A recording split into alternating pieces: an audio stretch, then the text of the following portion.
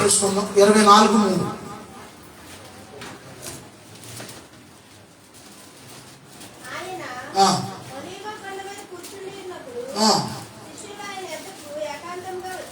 యేసు ప్రభు వారి లోకంలో ఉన్నప్పుడు ఆయన కొండల్లోనికి తోటల్లోనికి ప్రార్థన చేసుకోవడానికి వెళ్తా ఉండేవాడు. ఆయన వాక్యం చెబుతున్నప్పుడు కొండల మీద కూర్చుని జనసమూహం అక్కడికి వచ్చి వాక్యాన్ని వింటూ ఉండేవాడు. దేవుని స్తోత్రం. ఆయన ఒకసారి కొండ మీద ప్రశాంతంగా కూర్చున్నాడు ఒక రోజున యేసయ్య. దేవునికి స్తోత్రం. ఇక్కడ ఉన్నారా? ఇంటికాడ ఉన్నారా? దేవునికి స్తోత్రం. దేవునికి స్తోత్రం. దేవునికి స్తోత్రం. దేవునికి స్తోత్రం. కొండ మీద యేసయ్య కూర్చుని ఉన్నప్పుడు ఆయన శిష్యులు ఏకాంతంగా యేసయ్య దగ్గరికి వచ్చి అంటున్నారంట. ఏమని అంటున్నారు? నీ రాకడకు ఈ యుగ సమాప్తికి సూచనలేంటి? దేవునికి స్తోత్రం. ఎక్కడే ఉన్నారా? నీ రాకడకు ఈ యుగ సమాప్తికి సూచనలేంటి? ఇప్పుడు వర్షం వస్తుందని సూచన ఏంటంటే, పిల్లలు ఒకటి బేకండి అన్నమాలు ఎదుర్కొంటారు. వర్షం వస్తుందని సూచన ఏంటి? మొప్పడ. వేరే ఊరు నుంచి మనం వస్తున్నాం అనుకోండి, వేరే చోటన ఎక్కడన్నా బాగా ఊరు నల్లటి మేఘాలు కమ్మేసి ఉన్నాయి అనుకోండి, ఎక్కడో వర్షం కురుస్తుంది, ఎక్కడో అంటున్నాం, ఎక్కడో వర్షము. ప్రభు నీ రాకడకు ఈ యుగ సమాప్తికి సూచనలు ఏంటి అని అడిగారు యేసయ్య. దేవునికి స్తోత్రం.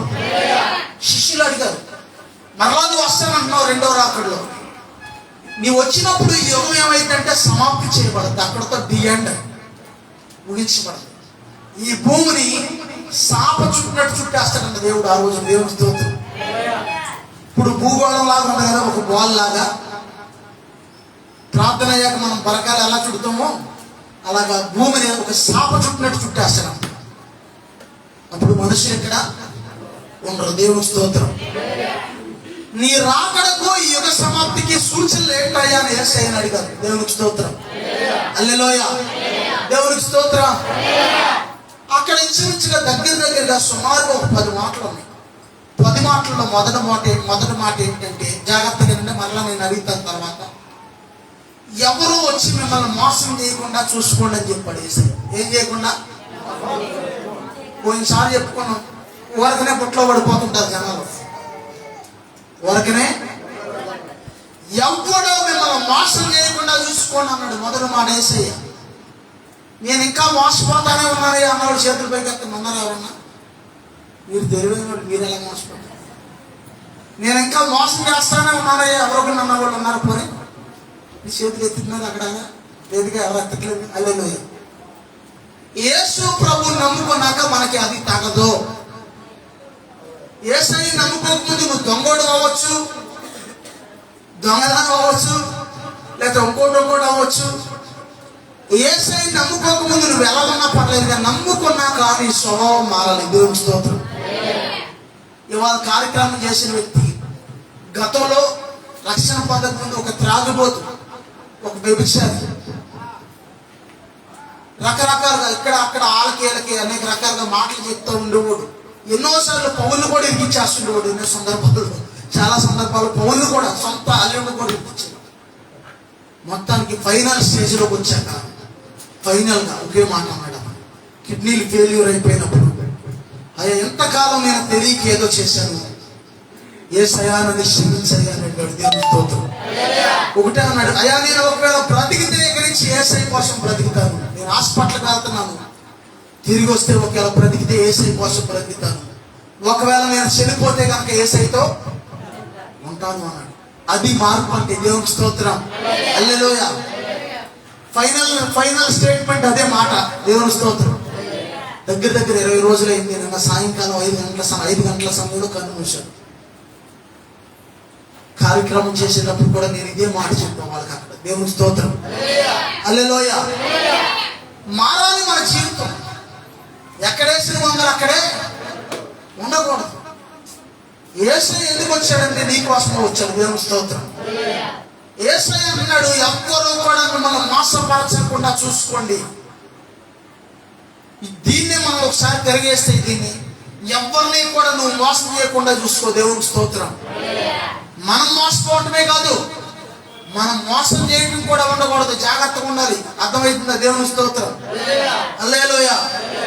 దేవుడికి తెలుసు మోసం చేయవాడు. ఇక్కడ ఉన్నారా? మంచిది. మోసం చేయవాడు నా ఎంట నివసింపరాదు అన్నాడు ఆయన. ఆయన ఇల్లు అంటే ఏంటనుకుంటున్నారు? కొంతమంది చూసుకుంటాము చాలా ఇబ్బంది ఉంది, చాలా కష్టం ఉంది, చాలా బాధ ఉంది. అక్క ఒక 1000 రూపాయలు అక్క, అక్క ఒక 2000 అక్క, అక్క ఒకసారి నీ చెవిలి అక్క, అక్క ఒకసారి నీ మొక్కు పొడిగి అక్క, లేకపోతే అక్క ఒకసారి నీ పట్టీలి అక్క అని, ఒకసారి నీ వాచి అని, లేకపోతే నీ చైని అని తాగాడు పెట్టుకుని వాళ్ళని 30 తిప్పలు పెడతాం. నాన్న తిప్పలు పెడతాం. ఇవ్వచ్చా ఇవ్వకూడదండి? మాట చెప్పండి. ఇవ్వకపోతే మన అవసరతలు ఎలా తెలుస్తుంటే. ఒకసారి నేను మంచి ఆపదలు, మంచి అవసరతలు ఒక ఆయన దగ్గరికి అన్నయ్య, ఇలా మంచి అవసరత అన్నయ్య, చాలా అవసరం, నాకు సాయం చేయండి అన్నయ్య అని. ఇప్పుడు కాదు, ఒకప్పుడు మైసూరు కూడా ఒక వ్యక్తి దగ్గరికి వెళ్తే స్థలం కాగితాలు తీసుకుని వెళ్ళి ఆయన దగ్గరికి. నా మీద ఉన్న నమ్మకత్వంతో ఇప్పుడు డబ్బులు అంటే ఎవరిస్తారని అని ఆలోచిస్తా. ఆయన ఒక కిరణాకు ఆలోచిస్తా వెంటనే అదే టైం మెల్ల దొరదొచ్చింది. గోకుంటే చైన్ గప్పించేది జరిగింది. వెంటనే మెల్ల చైన్ తీసేసి ఇచ్చేసి, దగ్గర 2 కాసులు బంగారపు చైన్ తీసేసి, అప్పటికే అది పాలిపోయి తెల్లగా అయిపోయింది చైన్. ఇప్పుడుదో ఇది తీసుకెళ్ళి తాకట్టు పెట్టుకొని మళ్ళా తర్వాత నాకు విడిపించిందంటే అది వేరే చోట్లకి వెళ్తామో, ఇదేదో పాత బంగారం లాగా ఉంది, అప్పుడే తీసుకోమన్నాడు. తర్వాత 3 కోట్లు ఎక్కడికో తీసుకెళ్తే ఒక 20,000 అంత ఇచ్చాను నాకు. దేవుని స్తోత్రం. తర్వాత మళ్ళీ ఇంచుమించుగా నాకు డబ్బులు అంతా విడిపించి ఇచ్చేసాను. అవసరంతో తీర్చబడితే సహాయం పొందుకున్నప్పుడు మళ్ళీ తిరిగి మనం ఇచ్చేయాలి, కానీ మోసం చేయకూడదు. గుర్తుంచుకోండి. అందరి కాడికల్లా అప్పు చేయడం, మోసం చేయడం, ఎగ్గొట్టేసి రకరకాల. ఒక ఆయన ఇలాగే ఒకళ్ళ దగ్గర 30,000 అప్పు తీసుకున్నానండి. 2 సేవకుల సందర్భం జరిగింది. 2 సేవకులు 30,000 అప్పు తీసుకుని ఓట్లు రాయించుకుని తీసుకున్నాక ఆయన అన్నాడంట, ఒక ఆయన 3 సంవత్సరాలు అయిపోయింది. డబ్బులు అడిగితే డబ్బులు లేవు, అందరూ నేను ఈయనయ్యా ఏం చేస్తాం చేసుకోండి. పైగా నేనేంటనుకున్నావు, నేను ఎస్సీ తిరిగి రివర్స్లో కేసు పెడతాను అన్నాడు. మోసం.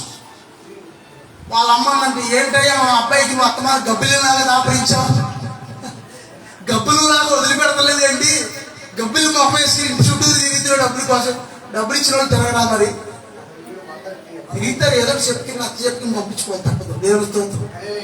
మొత్తానికి లోపడతలేదని డబ్బులు ఇచ్చినప్పుడు ప్రాంసం నోట్లు ఉంటే డబ్బులు ఇచ్చినప్పుడు ఆ నోటు ఇన్సూరెన్స్గా కోర్టులో వేశారంట. తీసుకెళ్ళి కోర్టు నోటీస్ వెళ్ళేసరికి ఈ మాత్రం దానికి ఎందుకంటే బాబు కోర్టు నోటీస్ ఇచ్చేస్తాను డబ్బులు అని ఇచ్చేసాడంట ఆయన. దేవుని స్తోత్రం. అర్థమవుతుందా? మోసం వదులుకోవాలి. ఏసై దగ్గరికి వచ్చాక నీ జీవితంలో ఏ మోసం ఉందో నీ జీవితంలో అది విడిచిపెట్టాలి. దేవుని స్తోత్రం. నువ్వు మోసపోకూడదు, నువ్వెవరిని మోసం చేయకూడదు. దేవుని స్తోత్రం.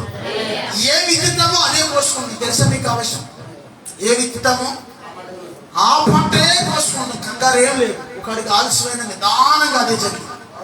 యేసయ్య 10 విషయాలు చెప్పాడు. 10 విషయాల్లో మొట్టమొదటిది, ఎవ్వడూ కూడా మిమ్మల్ని మోసం చేయకుండా చూసుకోండి. అనేక మంది వస్తారు నా పేరట, నేనే యేసు ప్రభుని అని చెప్పి మోసం చేస్తారు. పరిగెత్తుకోకండి వాళ్ళు ఏమంటే. నేను 2వ సారి వచ్చినప్పుడు ఇక్కడి నుంచి రాదు, పైనుంచి వస్తాను ఆకాశంలో ఉండి. దేవుని స్తోత్రం. ఆకాశంలో నక్షత్రాలు రాళ్ళతో యేసు ప్రభువులు వచ్చేటప్పుడు ఆయన ఆకాశంలో మహామహిమతో వేటలతో దిగుతాడనమాట ఆయన. దేవుని స్తోత్రం. వేలాది దూతలు, లక్షలాది దూతలు దిగితే ఆయన కంటే ముందుగా. దేవుని స్తోత్రం. ఆయన వచ్చేటప్పుడు జరిగేది అదనమాట. మొట్టమొదటిది, ఎవరు మిమ్మల్ని మోసం చేయకుండా చూసుకోండి. రెండోది ఏంటంటే యుద్ధాల గురించి అంటారు. ఇక్కడే ఉన్నారా? దేవుని స్తోత్రం. దేవునికి స్తోత్రం. దేవునికి స్తోత్రం. దేవునికి స్తోత్రం. దేవునికి స్తోత్రం. దేవునికి స్తోత్రం. అందరు నోర్లు పనిచేస్తున్నాయా లేకపోతే నోర్లు ఏమన్నా కొంచెం అలా ఉన్నాయా అని చూస్తున్నాయి. హల్లెలూయా. అలా దేవుని స్తుతించినప్పుడు ఒకవేళ నిద్ర దెయ్యం ఏదైనా మెల్లిగా వచ్చినా సరే, అమ్మో వీళ్ళ కేకలకి వద్దు వెళ్ళిపోదు, వీళ్ళు గట్టిగా కేకేస్తున్నారు. సడన్గా ఏదో కుక్క లోపలికి వస్తుంది, అని ఉంటుంది. అది కొన్ని నెలలో అప్పుడు ఏం చేయాలంటే నీళ్ళు ఒక చుక్క ఎత్తే వెళ్ళిపోతాయి. ఆ నీళ్ళే పరిశుద్ధ. అప్పుడు దేవుని స్తోత్రం. రెండోది యుద్ధాల గురించి చెప్పాడు దేవుడు. మీకు అర్థం అవ్వాలంత క్లియర్గా చెప్తాను, చదువుకుంటాను, 2 ముక్కల్లో చెప్పేయచ్చు. అక్కడక్కడ యుద్ధాలు జరిగింది నా రాకడకు ముందు యుద్ధాలు జరిగింది. ఉక్రెయిన్ రష్యా 55 రోజులు దాటేసిందంట యుద్ధం. ఇంకా కావాలా యుద్ధాలు. చైనాకి ఇండియాకి పడేటట్టు ఉంది యుద్ధం ఇప్పుడు చూస్తుంటే. ఓ పక్కన చూస్తే అమెరికాకి వేరే కొన్ని దేశాలు, రష్యాకి, తర్వాత ఇస్రాయేల్కి పాలస్తీనాకి యుద్ధం పడే సూచన కనపడుతుంది. ఏ దేశాలకు ఆ దేశాలు నువ్వు రెడీయా? నేను రెడీ, రా, నా దగ్గర ఉంది ఆయుధాలు, నేను రెడీ అని అలా కపించుకుంటున్నారు. ఏ దేశాలు కాదు. ఎవడన్నా ఒకటి వెళ్ళి ముందు బాంబు వేసారా, ఇంకొకటి వెళ్ళి తగ్మ బాంబులు చేస్తారు బయట. ఎవడన్నా ఒకటి అనుభవం వేసాడా, తగ్మ వాళ్ళు కొట్ల నీ అనుభవం. పూర్వకాలం యుద్ధాలు జరిగేటప్పుడు, పూర్వకాలం రాజుల టైంలో కత్తులతో నరుక్కునేవాళ్ళు. రణరంగంలోకి వెళ్ళి యుద్ధ రంగంలోకి వెళ్ళి యుద్ధంలోకి వెళ్ళిన వాళ్ళు మాత్రమే చచ్చిపోయేవాళ్ళు. ఇంటికాడ ఉన్నవాళ్ళు సేఫ్టీ ఉండేవాళ్ళు. తర్వాత కాలంలో తుపాకులు వచ్చి కాల్చుకోవటం, అది కూడా పెద్ద ఇబ్బంది ఏం కాదు. యుద్ధ రంగంలో ఉన్న వాళ్ళు మాత్రమే చనిపోతారు. తర్వాత భయంకరమైనటువంటి ఆటం బాంబులు ఉంటాయి. ఆ యొక్క అణుబాంబులు భయంకరమైన వచ్చింది. ఒక్క అణుబాంబు కొడితే ఒక జిల్లా స్మాష్ అయిపోద్ది. ఒక బాంబు జిల్లా తుడిచిపెట్టిపోద్ది అన్నమాట. అంత పవర్ఫుల్ బాంబులు గుట్ల రెడీ చేసి ప్రపంచ దేశాలు. ఒకవేళ ఏదైనా తేడా వస్తే మొత్తం మిషన్ నొక్కుదామని రెడీగా ఉన్నాయి అవన్నీ. దేవునికి స్తోత్రం. కానీ దేవుడు నొక్కనీట్లే. అప్పుడే హల్లెలూయా. కాలి కదపనీయట్లేదు, చెయ్యి కదపనీయట్లేదు. దేవునికి స్తోత్రం. మీరు కూడా ప్రార్థన చేయండి. దగ్గర నుంచి ప్రభా, ప్రపంచ దేశాల యొక్క అధికారులందరినీ, నాయకులందరినీ, మిలిటరీని అందరినీ మీ స్వాధీనంలో ఉంచండి అని ప్రార్థన చేయండి. దగ్గర నుంచి ఎంతమందరు ఒకసారి చెప్పండి. ఎంతమంది? అధికారులు, నాయకులు, మిలిటరీ అంతటినీ మీ స్వాధీనంలో ఉంచండి ప్రభా. దేవుడు వాళ్ళందరినీ ఇలా పట్టుకుని ఉంచుతాడు. వీడు వెళ్దామన్నా సరే దేవుడు ఇక్కడ పట్టుకుంటాడు. ఎక్కడికి వెళ్తావురా? దేవునికి స్తోత్రం. ఆడు వెళ్దాం అనుకుంటాడు కానీ వెళ్ళాడు. దేవునికి స్తోత్రం. యుద్ధాల గురించి మీరు వింటారు, అయినా సరే అంత వెంటనే రాదన్నాడు యేసయ్య. రెండోది. ఆ మూడోది, జనము మీదకి జనం వస్తారు, రాజ్యం మీదకి రాజ్యం వస్తారు. అంటే దానికి అర్థం ఏంటంటే ఒక ఇంట్లోనే ఒకరికొకరు పడదాం. ఇంట్లో నలుగురు ఉంటే నలుగురికి 4 పార్టీలు. ఒకడు కాంగ్రెస్ అంటాడు, ఒకడు తెలుగుదేశం అంటాడు, ఒకడు వైఎస్ఆర్ అంటాడు, ఒకడేమో ఇంకోటి ఏదో ఉందిగా సిపిఎం ఏదో జనసేన ఏదో ఉంది అయ్యి అంటాడు. నలుగురు 4 పార్టీలు. తండ్రికి బిడ్డకి పడదు, తల్లికి కుమార్తెకి పడదు, అన్నదమ్ములకి పడదు. జనం మీదకి జనం వస్తారు, రాజ్యం మీదకి రాజ్యం వస్తారు. ఇక్కడ ఎన్ని విషయాలు? ఇక్కడికి జనం మీదకి జనము, రాజ్యం మీదకి రాజ్యం, 3 విషయాలు వచ్చాయి. మళ్ళీ నేను అడిగితాను తర్వాత జాగ్రత్తగా. మొదటి ఏంటి? అనేకులు వచ్చి మోసం చేస్తారు. రెండోది ఏంటి? యుద్ధ సమాచారాలు. మూడోది ఏంటి? జనం మీదకి జనము, రాజ్యం మీదకి రాజ్యం వస్తుంది. ఒక ఇంట్లోనే ఒకరికొకరు పడదు. గుర్తుంచుకోండి. ఇవన్నీ ఏంటి అనుకుంటున్నారు? చూడండి ఒకసారి. ఇవన్నీ ఏంటి అనుకుంటున్నారు? ఇవన్నీ ప్రభు అయిన యేసుక్రీస్తు వారు త్వరగా వచ్చేస్తున్నాడని రుజువు అన్నమాట. దేవుని స్తోత్రం. స్టార్ట్ అయింది ఆయన రాకడం రుజువు అన్నమాట. దేవుని స్తోత్రం. కొంతమంది ఏమంటున్నారంటే 1 వరల్డ్ గవర్నమెంట్ 2030లో వచ్చేస్తా అన్నారు. 1 వరల్డ్ గవర్నమెంట్ అంటే అంత్యక్రీస్తు పరిపాలన. కొంతమంది అన్నారు. మరి అది ఎంతవరకు జరుగుద్దో కానీ ఇప్పుడు జరిగింది కానీ ఎప్పుడు జరిగిద్దో తెలియదు. ఇప్పుడు 2022లో ఉంది. 2030 అంటే ఇంకెంత? 8 సంవత్సరాలు. ఒకే భాష. ప్రపంచమంతా ఒకే డబ్బు, ప్రపంచమంతటికి ఒకే దేవుడు అని చెప్పి, నేనే దేవుడిని అని చెప్పి అంత్యక్రీస్తు వస్తాడు. డూప్లికేట్ వేసే వస్తాడు. ముందు డూప్లికేట్ వేసే కూడా సేమ్ ఒరిజినల్ వేసేలాగా ఉంటాడు. ఇప్పటికే ప్రపంచంలో 20 దేశాల్లో డూప్లికేట్ వేసేలు వచ్చారు. తెలుసా మీకు? నేనే యేసు ప్రభు అని చాలా మంది వచ్చారు. ఒక ఆయన యేసు ప్రభు నేనే వచ్చాడు. సేమ్ వేసేలాగా ఉంది. గడ్డం, తల కూడా అలాగే ఉంది. ఎత్తి దగ్గరగా 6.5 అడుగులు ఎత్తున్నాడు ఆయన. అంటే దగ్గర ఒక 7 అడుగులు ఎత్తున్నాడు ఆయన. హల్లెలూయా. చాలా అందంగా ఉన్నాడు ఆయన. బాబు అంటే డూప్లికేట్ కూడా ఎలా ఉన్నాడంటే మన ఒరిజినల్ కూడా, ఒరిజినల్ బట్టి ఇక డూప్లికేట్ వచ్చేది. అంతేనా? హల్లెలూయా. దేవుని స్తోత్రం. హల్లెలూయా. అక్కడ చూసుకుంటే జనం మీదకి జనం, రాజ్యం మీదకి రాజ్యం వస్తుందని చెప్పాడు. అవన్నీ జరిగిపోతాయి. తర్వాత ఏంటంటే నాలుగోది, అక్కడక్కడ అసలైన పాయింట్లోకి వచ్చేస్తుంది. జాగ్రత్తగా అండి. అక్కడక్కడ కరువు వస్తుంది రాబోయే రోజుల్లో. చూడండి అందరూ, కరువులో తీసుకోవాల్సిన జాగ్రత్తలు ఈ రోజున పరిశుద్ధాత్మ దేవుడు మీకు నేర్పిస్తున్నాడు. దేవుని స్తోత్రం. ఒకవేళ అప్పుడు వరకు మనం బ్రతికితే, దేవుడు మనం కాపాడితే, ఆయన రాకడ వరకు మనం ఉంటే జాగ్రత్త పడాలి. ఒకవేళ తీసుకుంటే ఆయన చేసేది ఏం లేదు. కరువులో ఒకవేళ కరువు స్టార్ట్ అయిపోతుంది, మన పక్కన ఉన్న శ్రీలంకలో కరువు స్టార్ట్ అయిపోయింది. ఒక కోడిగుడ్డు ఎంతండి? 70 రూపాయలు అంట. కిలో మాంసం 1000 రూపాయలు అంట. బయటికి వెళ్దామంటే బండి వేసుకుని పెట్రోల్ లేదు, ఇంట్లో పడుకుందామంటే కరెంట్ లేదు, వంట చేసుకుందామంటే గ్యాస్ లేదు. శ్రీలంకలో పరిస్థితి నేను చెప్తాను. 3 రకాలు. పడుకుంటాకి కరెంట్ లేదు, వంట చేసుకోవడానికి గ్యాస్ లేదు, ఏదైనా బండి వేసుకునేటువంటి తిరిగిదామన్నా పెట్రోల్ లేదు. కరువులో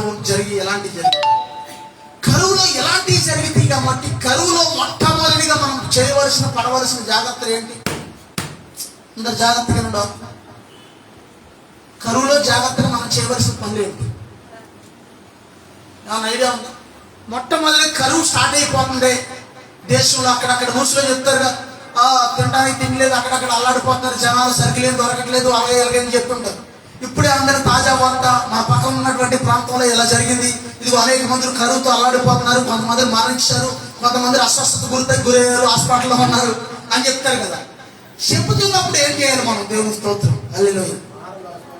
అయ్యా, ఆహారం దాచుకోవాలి, మంచిది. ఇంకా ప్రార్థన చేయాలి. చాలా తెలివైన వాళ్ళు, మంచిది. దేవుని స్తోత్రం. ఆది కాలంలో, యేసయ్య కాలంలో కరువు వచ్చింది, ఏలియా కాలంలో కరువు వచ్చింది, ఎలీషా కాలంలో కరువు వచ్చింది, తర్వాత చాలా చోట్ల కరువు వచ్చింది. యేసయ్య కాలంలోనే దేవుడు ఆహారం దాపించాడు. కరువు వస్తుంది అనేసరికి దాయవలసింది ఏంటంటే ఆహారం, డబ్బులు కాదు. డబ్బులు ఉంటాయి కానీ సరుకులు ఉండవు. ఆ టైం గుర్తుంచుకోండి. చాలా ఇంపార్టెంట్ పాయింట్ చెప్తా, గుర్తుంచుకోండి. డబ్బులు ఉంటాయి కానీ సరుకులు ఉండవు. సేమ్ మన లాక్డౌన్లో ఎలా జరిగిందో ఆ టైప్లో ఇంచుమించుగా ఆ టైప్లో వచ్చేస్తుంది. సరుకులు, నువ్వు డబ్బులు ఇస్తానన్నా సరే సరుకులు కాదు. కరువు స్టార్ట్ అవుతుంది అనేసరికి, కరువు స్టార్ట్ అవుతుంది అనేసరికి చేయవలసిన జాగ్రత్తలు ఏంటంటే, మొట్టమొదటి చూడండి ఒకసారి, కరెంటుతో పని లేకుండా, పెట్రోల్తో పని లేకుండా, గ్యాస్తో పని లేకుండా, మనకి ప్రధానమైనది, బాగా అవసరమైంది ఏంటంటే, బ్రతకడానికి ఏం కావాలి? ఎవరన్నా నీరన్నది? నీరన్నది ఎవరు? కట్టె వాసు. ఒకరు అక్కడ చెప్పారు సమాధానం, ఒకరు ఎక్కడ చెప్పారు. నీరు కావాలి. నీరు ఎంత అవసరమో చెప్పనా? ఈ కరువు సబ్జెక్ట్లో ఇదే అసలైన సబ్జెక్ట్. ఈరోజు ఎక్కువ లేదు, తర్వాత చాలా చెప్తాను. త్రాగడానికి నీళ్ళు కావాలి, బట్టలు ఉతుక్కోవడానికి నీళ్ళు కావాలి, బాత్రూమ్కి వెళ్ళడానికి నీళ్ళు కావాలి, స్నానం చేయడానికి నీళ్ళు కావాలి, పంటలు పండాలంటే నీళ్ళు కావాలి, ఇల్లు కడగాలంటే నీళ్ళు కావాలి, బండి కడగాలంటే నీళ్ళు కావాలి, పరిశ్రమలు రావాలంటే, ఫ్యాక్టరీలు రావాలంటే నీళ్ళు కావాలి. ఆ టైంలో కరెంటు లేకుండా నీకు బోర్లు ఎలా పనిచేస్తాయి? అర్థమైంది? బుర్ర బలి పెరుగుతుందా? పరిశుద్ధాత్మ దేవుడు మాట్లాడుతున్నప్పుడు బలి పెరుగుతుందా? కరెంటు లేకుండా నీళ్లు రప్పించే ప్లానింగ్ చేసుకోవాలి. మనం కొట్టుడు పైపులు కానీ, నూతులు కానీ ఎక్కడో అది చేసుకుని రెడీగా కనిపెట్టుకుని ఉంచుకోవాలి. ఆ టైంలో ఒకవేళ ఉంటే మనం దేవుని సిద్ధమే. కొట్టుడు పైపులు కానీ, నూతులు కానీ ఎక్కడ ఉన్నాయో ఈ లోపే మన మైండ్లో అది గుర్తుంచుకుని రెడీగా ఉంచుకోవాలి.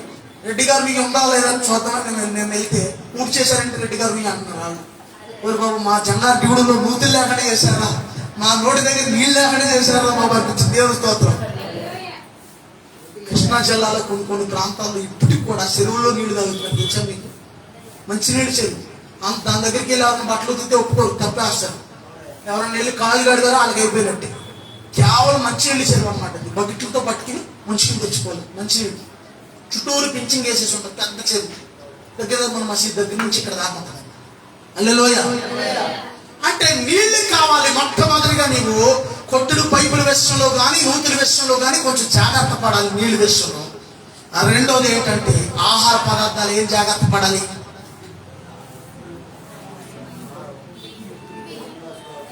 యేసయ్యా యేసయ్యా యేసయ్యా యేసయ్యా యేసయ్యా యేసయ్యా యేసయ్యా యేసయ్యా సదాకాలము నీతోనే జీవించెదను యేసయ్యా యేసయ్యా యేసయ్యా.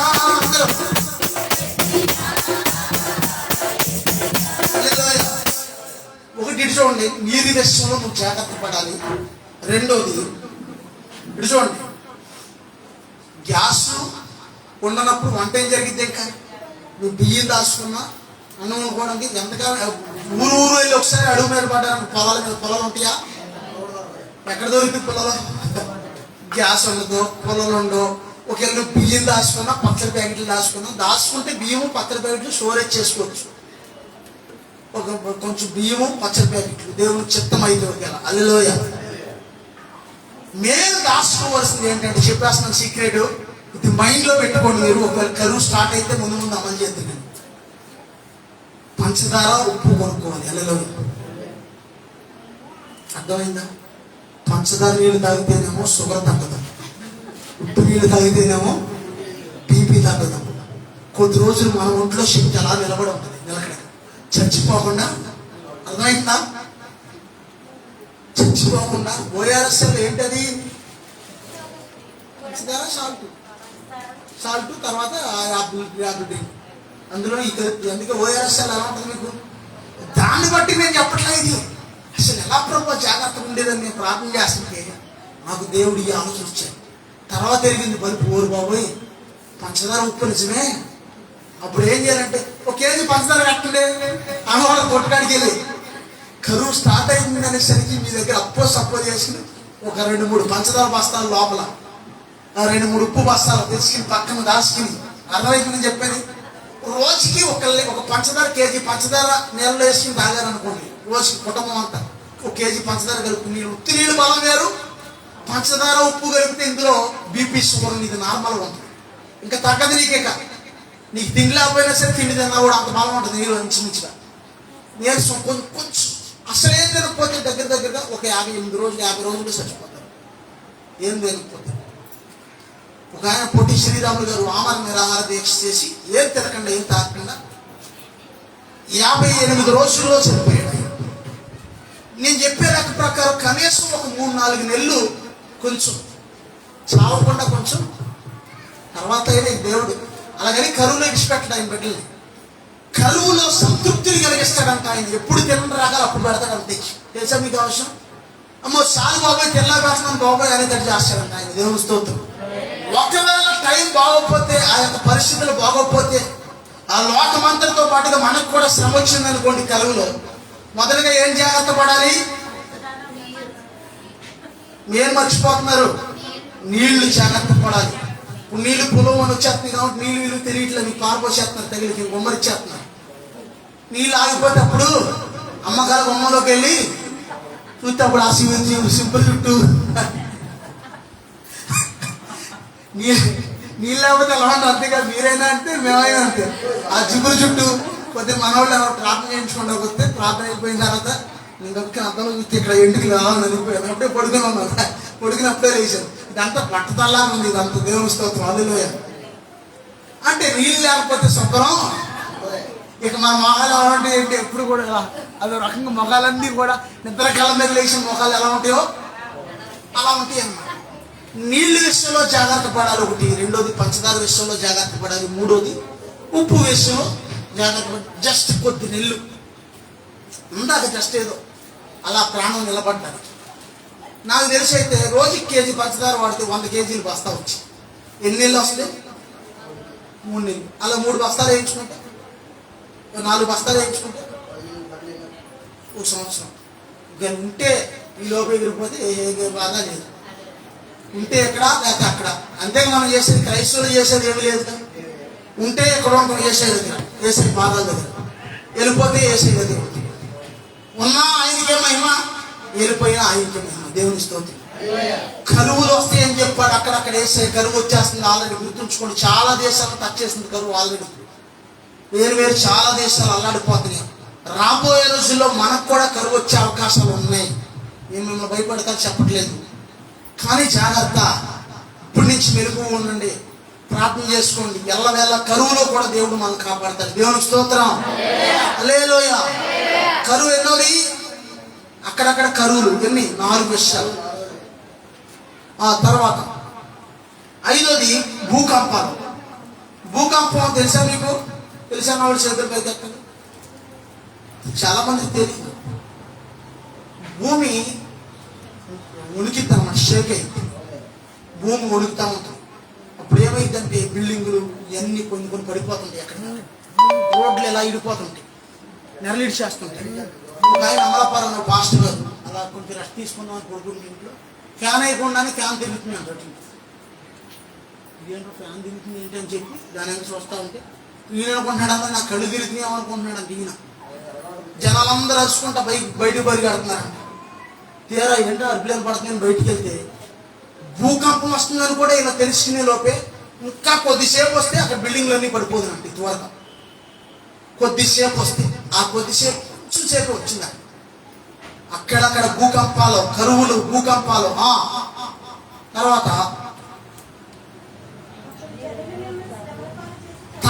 6వది ఏంటంటే 5వది భూకంపాలు. నేను అడుగుతాను తర్వాత నిజం అందరూ.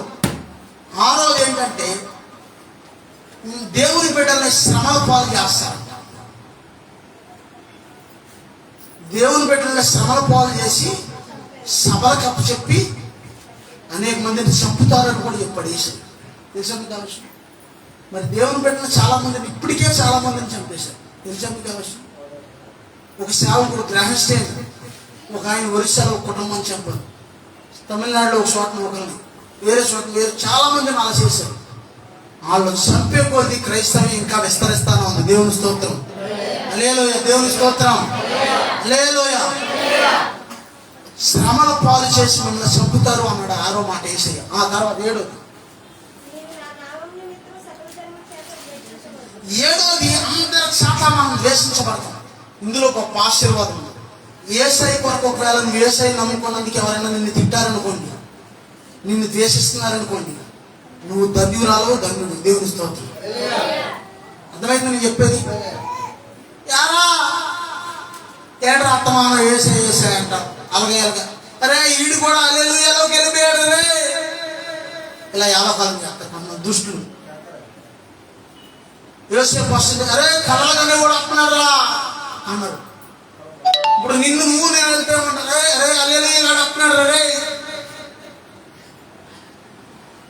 ఇందాక ఎలా చేసినది దండయాత్ర మనం అది అక్కడ దేవునికి స్తోత్రం. వాళ్ళతో కూడా అనిపించు సమాధి కార్యక్రమంలో ఎక్కడ వదిలిపెట్టాం. దేవునికి స్తోత్రం. వాళ్ళు నడుచుకుంటే వెళ్తుంటే అమ్మ బండి వేసుకుని నేను పాడుకుంటా. నాకు సిగ్గే ఉండలేదు. ఆయన రక్తంతో నన్ను కడిగాడు. నేను నా తల మీద నీళ్ళు వెళ్ళా, నా ఒంటి మీద వేసి రక్తం. దేవుని స్తోత్రం. పాట పాడతా ఇందాక కావాల్సింటే పాడలేదే, 2 పాటలు పాడాను. యేసుని రక్తము పాపముల నుండి విడిపించును. యేసుని రక్తము పాపముల నుండి విడిపించును. ఆనంద యాత్ర ఇది ఆత్మీయ యాత్ర. యేసుతో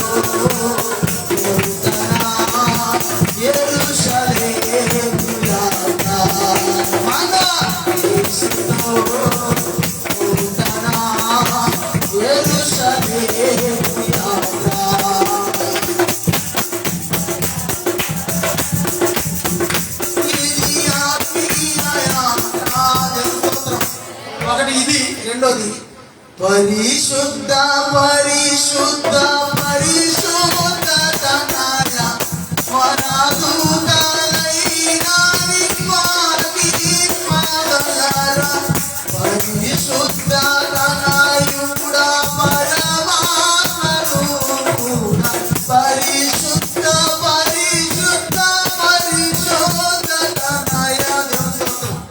ఎక్కువగా కార్యక్రమంలో కూడా పాడతాం. అర్థమైందని చెప్పేది. అసలు అంత ఇష్టం ఈ పాట అంటే నాకు, పరిశుద్ధ అయినా నాకు రాదు కానీ వచ్చినట్టుగా పాడేసాను. నా దేవుని స్తోత్రం. సమాధి కార్యక్రమంలో కూడా పాడతారు ఆ పాట, పెళ్ళికి కూడా పాడతారు. పరిశుద్ధ తనయుడ పరమాత్మ రూపుడా వరదోతాలైనా నిన్ను వర్ణింపగలరా. అర్థమైందా? ఆయన దగ్గర ఉన్న దోతలు కూడా ఆయన వర్ణించలేరంట. దేవుని స్తోత్రం. హల్లెలూయా. దేవుని స్తోత్రం. వాళ్ళు నడుస్తా ఉన్నారు, మోస్తా ఉన్నారు, నేను పాడుకుంటా వస్తా ఉన్నాను బండి వేసుకుని. వాళ్ళతో ఉన్నా, మరి బాబు బండి వేసుకుని వస్తున్నామని ఏమనుకోవద్దు, మాకు మరలా ఆరాధన ఉంది, అక్కడికి వెళ్ళాలి, అందుకే బండి మీద వస్తున్నాం, మీరు అందరు నడుస్తున్నా సరే ఏమనుకోవద్దు అని చెప్పి. పర్లేదండి పాస్టర్ గారు అన్నారు. దేవుని స్తోత్రం. అంతేనా జరిగింది. హల్లెలూయా. సిగ్గుపడకూడదు. ఆయన రక్తం ఇచ్చి నన్ను కొన్నాడు, ఆయన రక్తం ఇచ్చి మమ్మల్ని కొన్నాడు. దేవుని స్తోత్రం. ఆయన యేసు ప్రభు నిమిత్తం నువ్వు నిందించబడితే, దూషించబడితే, దేశించబడితే నువ్వు ధన్యురాలు. పరలోకంలో నీ ఫలం అధికమైపోద్ది. తెలుసా నీకు ఆ విషయం? అక్కడ రెండింతల ఫలం అయిపోద్ది నీకు. హల్లెలూయా. ఒకసారి గతంలో చెప్పాను, ఒక ఆమెను భూమి మీద సేవకెళ్ళి వచ్చిందని వాళ్ళ మామగారు కొడితే తల మీద ఒక దెబ్బ తగిలిందంట, గాయం. పరలోకం ఆ గాయానికి ఏముందంట, తలలో మంచి వజ్రం దగ ఆడిపోతున్నాను. ఇదేంటి నీ తలలో భూమి మీద ఉన్నప్పుడు లేదుగా అని భర్త అడిగినాను. ఒకప్పుడు సేవకెళ్ళి వచ్చినప్పుడు మామగారు కొట్టాడుగా తల మీద, ఆ దెబ్బ ఇక్కడ దేవుడు ఇక్కడ బహుమానంగా వజ్రం ఉంచాడు నా తలలో అని చెప్పాడు. దేవుని స్తోత్రం. హల్లెలూయా. సకల జనుల చేత నువ్వు యేసు ప్రభువుని నమ్ముకున్నందుకు నువ్వు ద్వేషించబడతావు, గుర్తుంచుకో. ఒకవేళ నువ్వు నన్ను ఎవరో ద్వేషిస్తలేదయ్యా, నన్ను ఏమంటలేదయ్యా, నాకు హ్యాపీగా ఉందయ్యా, నాకు అంత హ్యాపీ, ఐఎమ్ హ్యాపీ అన్నావంటే నీ భక్తి సరైనది కాదు.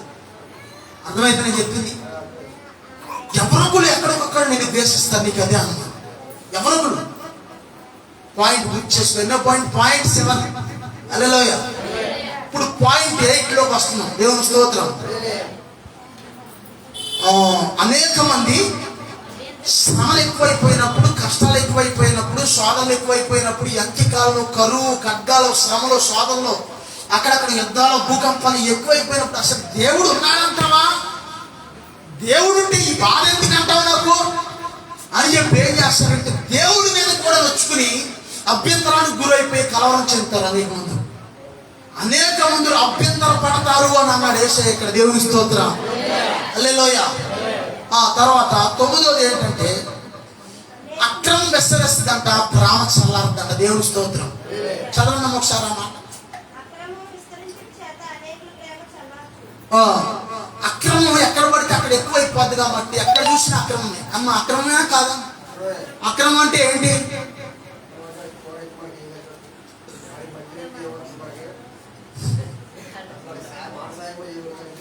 అది కాదు, కానీ అందరూ అవ్వచ్చు, చదువుకొని అవ్వచ్చు.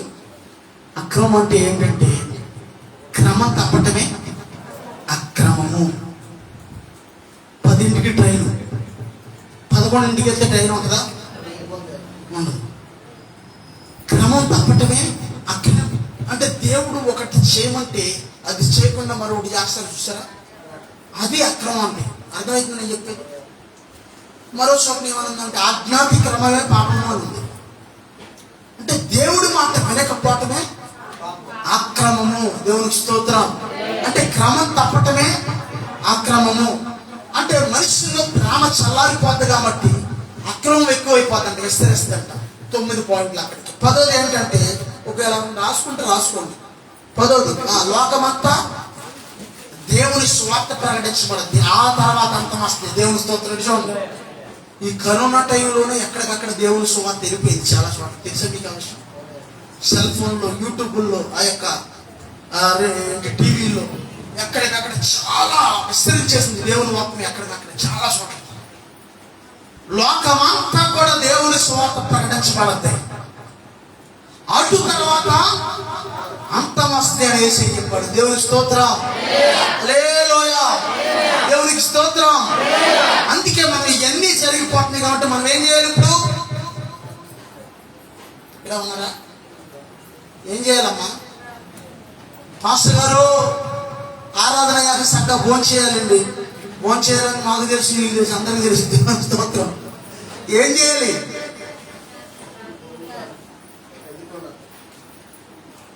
జాగ్రత్త పడాలి.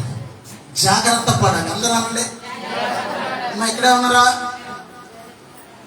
ప్రభు రాకడ వచ్చేస్తుంది కాబట్టి, రాకడ సూచనలు నెరవేరిపోతున్నాయి కాబట్టి ఎక్కడికక్కడ అందరూ ఏం చేయాలంటే జాగ్రత్త పడాలి. బ్యాటింగ్ అందరం జాగ్రత్త పడాలి. దేవుని స్తోత్రం. ఒకవేళ రక్షణ పొందని వారు రక్షణ పొందాలి. రక్షణ పొందిన వారు జాగ్రత్తగా నీలో ఏ లోపం ఉందో, ఏ యొక్క లోటు లోపాలు ఉన్నాయో అన్నీ సరి చేసుకుని, ఒకవేళ రేపు పొద్దుటే లేకపోతే ఈ రోజే ప్రభు రాకడ వచ్చేస్తుందేమో అన్నట్టుగా నువ్వు ఉండాలి. దేవుని స్తోత్రం. ఇంకోటి చెప్తున్నాను క్లియర్గా, మరో చాలా ఇంపార్టెంట్ విషయం చెప్తున్నాను వినండి. మన తరంలోనే ప్రభు రాకడ చూడబోతున్నాం. ఆమేనా? ఇంకా మా పిల్లలు వాళ్ళ పిల్లలు పుట్టి వాళ్ళు అక్కడ బంగారం కొని, ఇక్కడ బంగారం కొని, అక్కడ స్థలాలు కొని, ఇక్కడ స్థలాలు కొని వాళ్ళు ఎంజాయ్ చేయాలి అంటాకేమి చాలా సీక్రెట్ నేను చెప్పేది. చాలా మంది భక్తులు చెప్తున్న మాట కూడా ఇది. భక్తులు, ప్రవక్తలు, దేవుని సేవకులు చెప్తున్న మాట కూడా ఇది. మన తరంలోనే యేసయ్య రాకడ చూడబోతున్నాం. మన తరంలోనే, మన పిల్లల తరంలోనే వచ్చేస్తుంది రాకడ. దేవుని స్తోత్రం. ఇప్పుడు మన తరం ముగించబడతాకి ఇంకా ఎన్నాళ్ళ పట్టచ్చు? సుమారు ఒకవేళ దేవుడు బాగా ఆయుషిస్తే. జరిగిపోయింది లెక్కే, ఈ లెక్కేరా ఇంకా 70 ఉంటాం మనం. చదివి చెప్పండి. అంతే, బాగా చెప్పారు. దేవుని స్తోత్రం. గట్టిగా ఒకవేళ బాగా బలంగా దేవుని కృప చూపిస్తే ఇంకో 30 ఏళ్ళు ఈలోపే రాకుండా వచ్చేస్తుంది. పరిస్థితులు మారిపోతున్నాయి. చాలా జాగ్రత్తగా ఉండండి మీరు. దేవుడు చెప్పిన సూచనలన్నీ జరిగిపోయినాయి. అక్కడక్కడ కరువులు, అక్కడక్కడ యుద్ధాలు, అక్కడక్కడ భూకంపాలు, ఒక ఇంట్లో ఒకరికొకరు పడదు. అక్కడక్కడ శ్రమల పాలవుతారు, అనేక మంది శ్రమ పడతారు, అనేకమైన కరువులు వస్తాయి, భూకంపాలు, యుద్ధాలు వస్తాయి. అన్ని ఇంటి ఇంచుమించుగా జరిగిపోతున్నాయి. అన్ని కూడా ప్రభు చెప్పినాయి. ఇంకా కొంతమంది అయితే 7 కడవల తెగుళ్ళు, 7 దూతలు బోర్లు ఉంది కదా. 7 దూతల్లో కొంతమంది దూతలు ఇప్పటికే బోర్లు ఉదేశారని చెప్పి కొంతమంది అంటున్నారు. కడవరి తెగుళ్ళు ఇవన్నీ ఏంటనుకున్నావు? కరోనా ఇవన్నీ కడవరి తెగుళ్ళు అన్నమాట. ఇవన్నీ చాలా మంది చాలా ఖాళీ అయిపోయారు ప్రపంచంలో. దీని మూలంగా చాలా మెలుపుగా ఉండాలి. రక్షణ లేని వాళ్ళు త్వరగా రక్షణ పొందాలి. రక్షణ పొందిన వాళ్ళు చాలా జాగ్రత్తగా రక్షణ. చిన్న మాట మనలో మాట బాటు రాజు, కలపాల రాజు ఏమన్నా తమ చనిపోతాడని ఏమైనా కలగన్నాడు? మనం ఏమైనా కలగను. కానీ ఫైనల్గా అతను అయ్యో బ్రతికితే ఏసైపో, అతని నోట్లోంచి దేవుడు బతికించాడు. చూడండి, బ్రతికితే ఏసై కోసం బ్రతికితాడు. ఒకవేళ చనిపోతే ఏసై దగ్గర ఉంటానయ్యా. ఎన్నాళ్ళకి ఈ యొక్క తపోస్నానం తీసుకోవడానికి అంటే బాప్టిజం, ఆలస్యం భాష తపోస్నానం అంటారు. మీ ద్వారా దేవుడు నాకు ఈ అవకాశం ఇచ్చాడు అయ్యగారు, ఇయ్యండి అయ్యగారు అన్నాడు. ఆ రోజు నైట్ 11 గంటల సమయంలో నేను, పౌలు, ఏలియా ముగ్గురు కలిసి నాగురుడు కాలం దగ్గర తీసుకెళ్ళి 11 గంటల సమయంలో బాప్టిజం ఇచ్చి 20 రోజుల క్రితం. ఈ రోజు నిన్న చనిపోయాడు. నేను అప్పటికి అతను కిడ్నీలు బాగా డ్యామేజ్ అయిపోయింది. హాస్పిటల్కి వెళ్ళిపోతున్నాడు. ఫైనల్గా వెళ్ళిపోతా ఎందుకైనా మంచిదని బాప్టిజం తీసుకుని వెళ్ళాడు. అక్కడి నుంచి వచ్చారు కూడా. ఇంటికి వచ్చాడంట. వచ్చిన విషయం నాకు తెలియదు. వారం రోజులు అవుతుందంట వచ్చి ఇంటికి వచ్చి. అయితే నిన్న చనిపోయిన తర్వాత ఈ విషయం నిన్న తెలిసింది. నాకు నిన్న చెప్పారు. నాకు నిన్న ఈ సందర్భంలో ఇలా చనిపోయాడు అని. అప్పటికప్పటికి వెళ్ళి, ఎందుకంటే మన చేతుల మీద బాప్టిజం ఇచ్చిన కాబట్టి నేను ఒకటే అనుకున్నాను. అక్కడికి వెళ్తే పురుషులు ఎవరు లేరు. నిన్న సాయంకాలం స్త్రీలో ఉన్నారు కొంతమంది. నా ఆలోచన ఒకవేళ ఎవరు లేకపోతే అవసరమైతే మనోళ్ళు ఉంటారు, మన సంఘస్థులని. పొద్దున్నే సత్యని, ఇసాకిని, ఏరియాని ముగ్గురిని తీసుకుని వెళ్ళాను. 2 బండ్లు వేసుకుని తీరా వెళ్ళేసరికి అక్కడ పురుషులు చాలా మంది వచ్చారు ఊరు నుంచి. వాళ్ళు కూడా పాపం కార్యక్రమం వాళ్ళే చేశారు. పక్కన అంత దగ్గర మేము పక్కన నుంచి మనోళ్ళు కూడా కొంతమంది మోసారు అక్కడ దాకా పాడి. అయినా సరే ఆ కార్యక్రమం అంతా ఘనంగా జరిగించవచ్చు. ఒకటే అన్నాను, సమాధి కార్యక్రమంలో ఒకటే మాట చెప్పాను. వెనక ముందు అందరూ వెళ్ళిపోయేవాళ్ళు, ఇక్కడ ఎవరు ఉండరు శాశ్వతంగా, అందరూ వెనక ముందు. కానీ ఇతను ధన్యుడు ఇతను అని చెప్పాం. ఎందుకంటే ఫైనల్గా ఇతను లోకంలో ఎలా జీవించినా సరే ఫైనల్గా వచ్చేసరికి యేసయ్యని తెలుసుకున్నాడు. దేవునికి స్తోత్రం. హల్లెలూయా. కొద్ది వాక్యం ప్రభు దీవించుగా ప్రార్థన చేసుకున్నాం. దేవునికి స్తోత్రం. ఏంటి అయిపోయింది అన్నట్టుగా ఉంది. సుమారు గంట అయిపోయింది. అప్పుడే ఏంటి అలా ఉందా లేదా? ఇంకా ఏంటంటే అయ్యారు అయిపోయినట్టున్నా అనిపిస్తలేదా? ప్రార్థన చేసుకున్నాం. దేవుడు మనతో మాట్లాడి ఉన్నారు. మోకరించి అందరం ప్రార్థన చేసుకున్నాం. ప్రభా సహాయం చేయాలి. ఇక్కడి నుంచి ప్రియమైన తల్లి, ప్రియమైన చెల్లి, ప్రియమైన సహోదరుడు ఒక ప్రార్థన చేకరించి యేసయ్యా నీ రాకడికి నన్ను సిద్ధపరచండి. యేసయ్యా నీ రాకడికి నా కుటుంబాన్ని సిద్ధపరుచున్నాను. అయ్యా నీ రాకడలో ఎంతబడే గొప్పలో నేను ఉండాలి ప్రభా. ఇదిగో మత్తయి సువార్త 28వ అధ్యాయం 20వ వచనంలో ఆయన అన్నాడు, సదాకాలం నేను మీతో కూడా ఉన్నాను, సదాకాలం నేను మీతో కూడా ఉన్నాను. యుగ సమాప్తి వరకు ఆయన నీతో కూడా ఉన్నాడు. ప్రియమైన తల్లి, ప్రియమైన చెల్లి, ప్రియమైన సహోదరుడా, భయపడద్దు. ఆ దేవుని సన్నిధిలో ప్రభా నీకు వందనాలయ్యా, ప్రభా నీకు స్తోత్రాలయ్యా. అయ్యా ప్రభు చూపించిన ఆయన యేసయ్యా, నన్ను మీరు ఆఖరికి సిద్ధపరచండి అయ్యా. యేసయ్యా, నా కుటుంబాన్ని మీరు ఆఖరికి సిద్ధపరచండి ఆయన అని ప్రార్థన చేసుకున్నాను. అయ్యా నీకు వందనాలయ్యా, అయ్యా నీకు స్తోత్రాలయ్యా. ప్రభు చూపించిన ఆయన తండ్రి నీకు వందనాలు ప్రభు, తండ్రి నీకు స్తోత్రాలయ్యా. అయ్యా నన్ను కరుణించిన ఆయన, అయ్యా నా కుటుంబాన్ని కరుణించయ్యా. ఇదిగో ఆయన రాకడలో అక్కడక్కడ భూకంపాలు వస్తాయంట, అక్కడక్కడ యుద్ధాలు, అక్కడక్కడ కరువులు, ఒకింట్లోనే ఒకరికొకరు పడదు. కరువులో నీకు జాగ్రత్తగా ఉన్నది. ఒకవేళ కరువు వచ్చినప్పటికీ కూడా దేవుడు ఆయన గొప్ప చేత నిన్ను నడిపిస్తాడు, ఆయన నీకు సహాయం చేస్తాడు. నీవు దేవుని సన్నిధిలో దేవుని బిడ్డగా ఉన్నావు కాబట్టి కరువులో కూడా ఆయన నిన్ను సంతృప్తి కలిగిస్తాడు, ఆయన నీకు సహాయం చేస్తాడు. అయ్యా నీకు వందనాలయ్యా, యేసయ్యా నీకు వందనాలయ్యా. అయ్యా నీ బిడ్డగా నన్ను ఎన్నుకున్నావయ్యా, నీ కుమారుడిగా నన్ను ఎన్నుకున్నావు ప్రభా, నీ కుమార్తెగా నన్ను ఎన్నుకున్నావు నాయన. డాడీ రక్తం ఇచ్చినను కొన్నావయ్యా, రక్తం ఇచ్చినను కొన్నావు నాయన. తండ్రి నీకు వందనాలు ప్రభా, తండ్రి నీకు స్తోత్రాలయ్యా. కృప కలిగిన దేవానికి స్తోత్రం నాయన, ఆ దయగలిగిన దేవానికి స్తోత్రం నాయన, కనికర సంపన్నడానికి స్తోత్రం నాయన. ఇదిగో ఇప్పటికీ అనేక మంది ప్రజలు ఈ లోకాన్ని విడిచిపెట్టి వెళ్ళిపోయారు.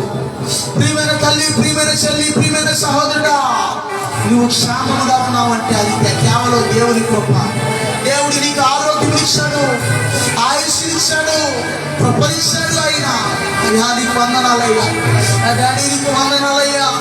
యేసయ్యా, నా కుటుంబాన్ని మీరు ఆఖరికి సిద్ధపరచదయ్యా. నోరు తెరు, అందరూ నోరు తెరుతారు. యేసయ్యా, అందరూ యేసయ్యా, నా కుటుంబాన్ని మీరు ఆఖరికి సిద్ధపరచదయ్యా. యేసు నామమున ప్రార్థిస్తున్నాము.